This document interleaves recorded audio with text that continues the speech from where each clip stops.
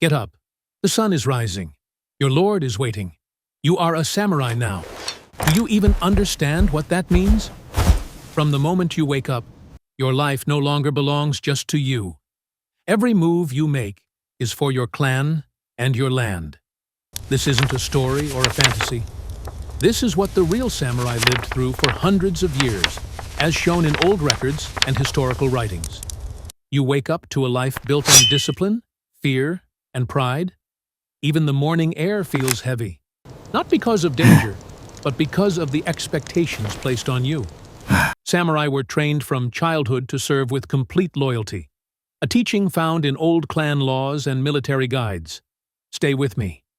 What you're about to learn may change how you see the samurai for good.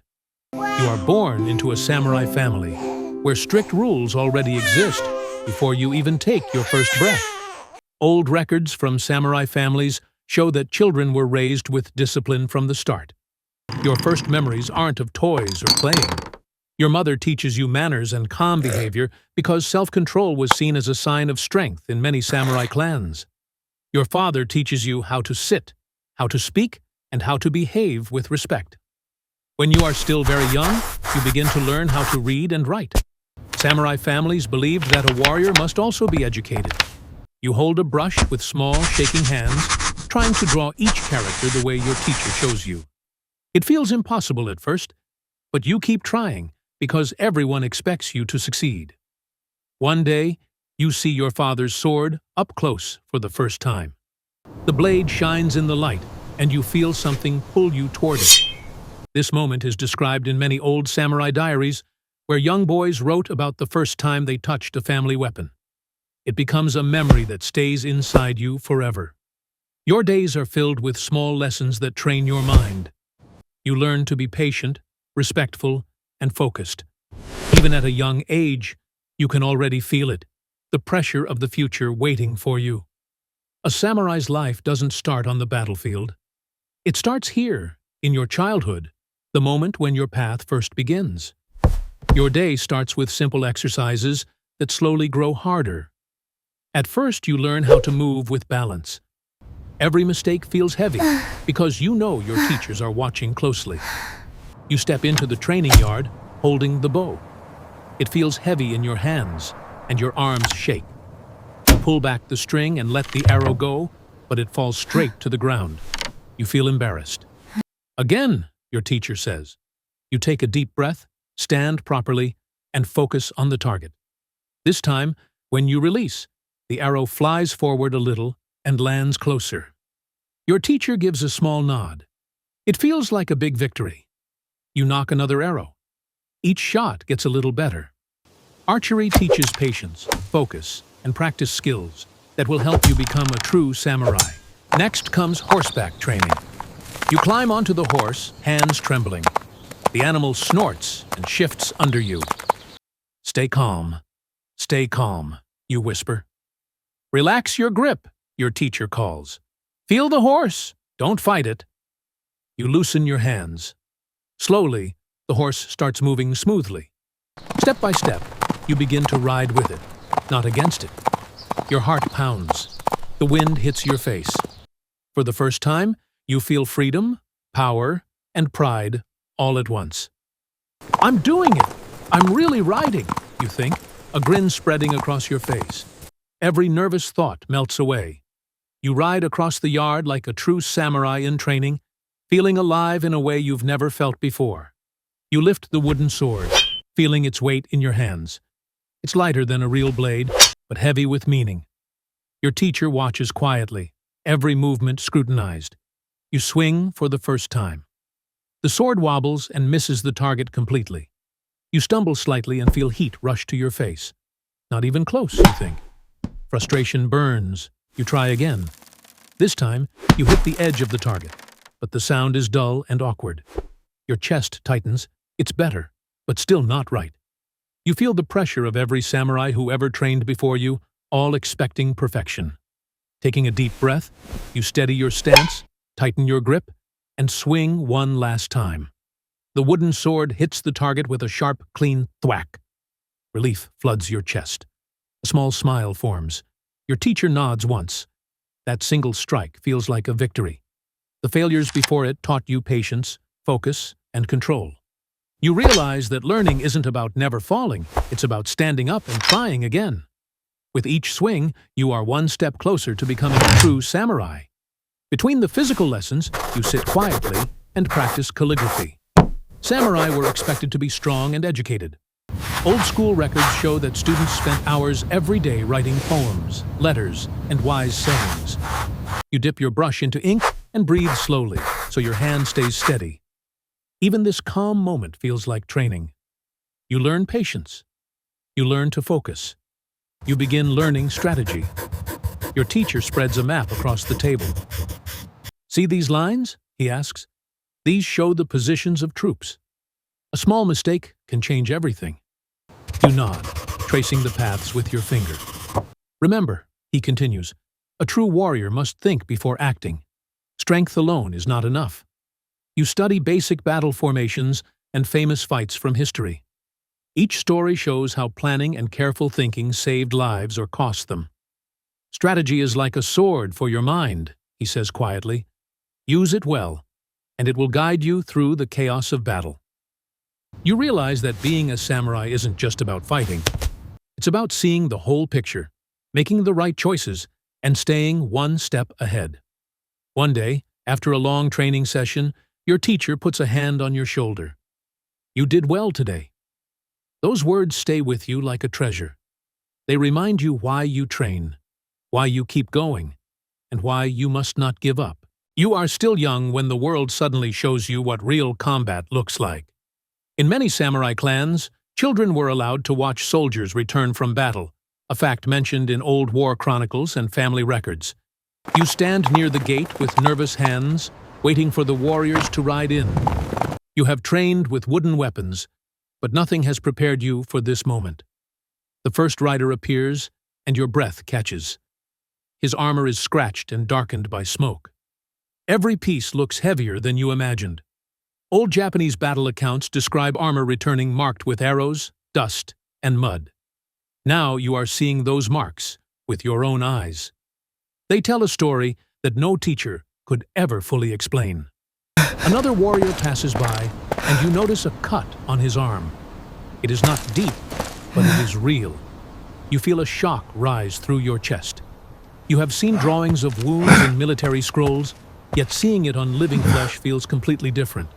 You suddenly understand that battle is not a game or a story. The older warriors gather in the courtyard and begin speaking in low voices. You listen from a distance. They talk about arrows that fell like rain. A soldier removes his helmet, and you see a dent near the side. Your heart beats faster. You imagine what force must have struck it. You imagine how close he came to falling on that field. It becomes hard to swallow as you realize how thin the line is between life and death. This is your first true lesson, not taught by a teacher, but by the battlefield itself. The world you are training for is far darker and heavier than your childhood imagination could understand. As you walk away, the sound of those voices stays in your ears. The smell of dust, sweat, and iron stays in your nose. And a single thought forms in your mind. One day you will not just watch, you will stand on that field. And when that day comes, you must be ready. The sky is still dark when you rise from your mat. Many old samurai diaries mention waking before sunrise to train the mind before touching a weapon. You kneel in silence and breathe slowly. This short meditation clears your thoughts so you can face the duties ahead. After meditation, you check your weapons. Historical records show that samurai cleaned their swords every morning to keep them ready for sudden duty. The metal is cold under your fingers. The sharp edge glows softly in the early light. This sword is not just a tool, it is a part of your identity. Once your weapons are prepared, you move toward the dojo. The wooden floor creaks beneath your feet, and the air is filled with the warm scent of bamboo. Students gather in rows. Everyone trains the same way, because the routines come from strict clan rulebooks. You practice strikes and footwork. The sound of wooden swords hitting each other echoes through the hall. After martial arts, you go outside to practice archery. Archery is still seen as an honorable skill. You stand straight, lift the bow, and release. The arrow cuts through the air and hits the target with a soft thud. Some arrows land off-center, but one lands close to the middle. Your teacher gives a small nod, and that tiny sign of approval boosts your confidence. Later in the morning, you report to your superior. Samurai weren't only fighters, they also worked as administrators for their lords. You help check land records, settle minor disputes, and deliver messages. In the afternoon, you return home to help keep your household running smoothly. You manage supplies, talk with servants, and prepare for tomorrow. Before you sleep, you whisper a small prayer for strength. Another day, lived with discipline. Another day, closer to the life that waits for you on the battlefield. You lie down knowing that tomorrow will be just as demanding as today. Your armor waits in the corner of the room. When you touch them, they feel smooth and cold. It is a reminder that this isn't decoration. You start putting it on, one piece at a time. The cords tighten around your body, and the weight settles onto your shoulders. Old records say samurai often felt this moment was when they changed from a normal person into something more. Next is the helmet. You lift it with both hands and place it carefully on your head. The inside smells a little like sweat and old cloth. It feels like it holds memories. Many helmets were passed down through families, some marked by past battles. Then you look at your weapons. The katana rests in its sheath, calm but powerful. When you pull the blade out, it slides smoothly with a soft whisper. The polished edge catches the light. Beside it is the short sword. It's lighter but feels more personal. You tuck it into your belt and feel its steady weight at your side. The bow completes your gear. Its long curve and tight string show the work of skilled craftsmen. For centuries, archers shaped battles in Japan, and carrying a bow ties you to that long tradition. Holding it fills you with a quiet sense of purpose. With your armor on and your weapons ready, you feel the weight of duty. This is more than equipment. The first rule is loyalty. You must stand by your lord, no matter how hard the path becomes. Bravery comes next. You are trained to face danger with steady eyes because fear can break a warrior's spirit. Discipline shapes everything you do. Every movement, every word, every breath must show control. Samurai writings call discipline the heart of a warrior. Someone who cannot control themselves cannot command a sword. Respect is another rule. You bow to teachers, elders, and superiors. You speak carefully. Even when angry, your voice must stay steady. These rules are not suggestions. They are chains you carry with pride and fear.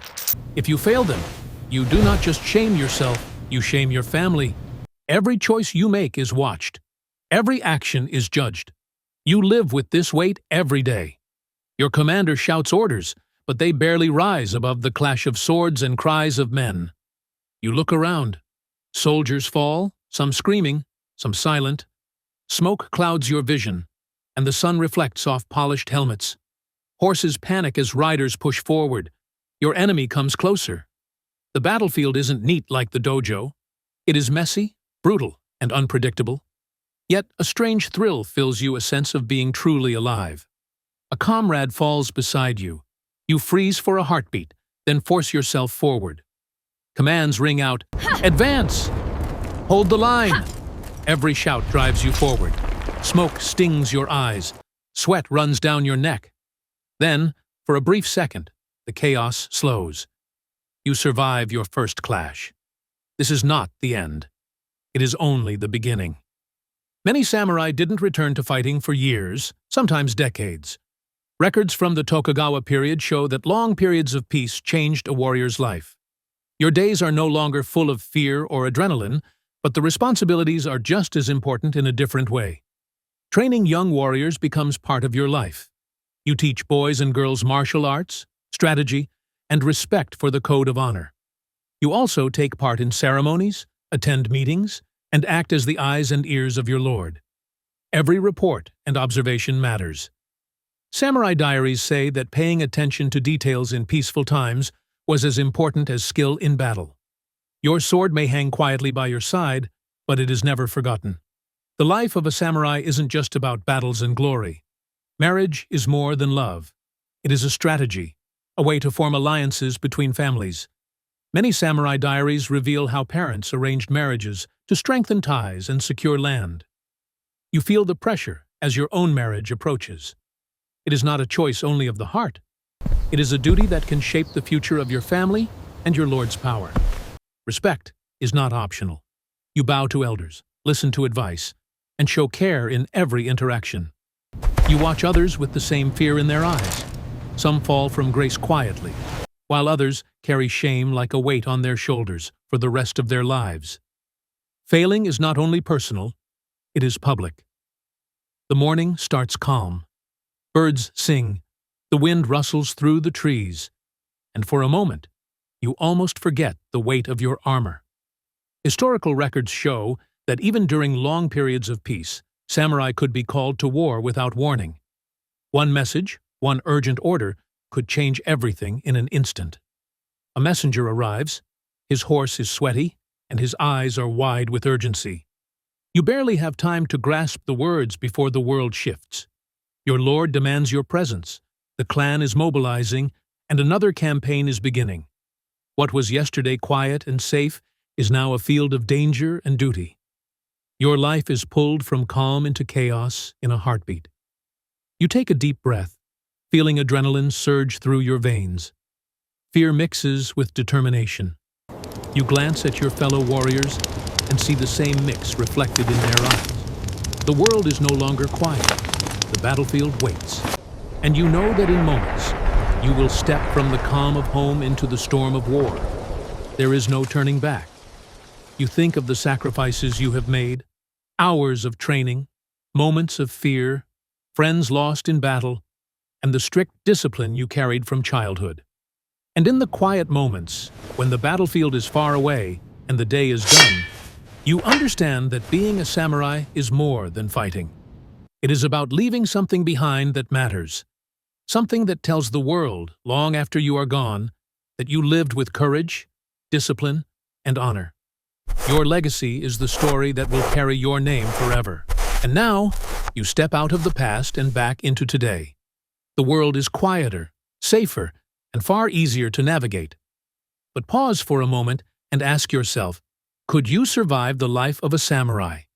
Could you wake before sunrise, carry the weight of armor, face fear on the battlefield? Most of us cannot imagine it. The discipline, the fear, the constant responsibility, it is a life few can truly endure.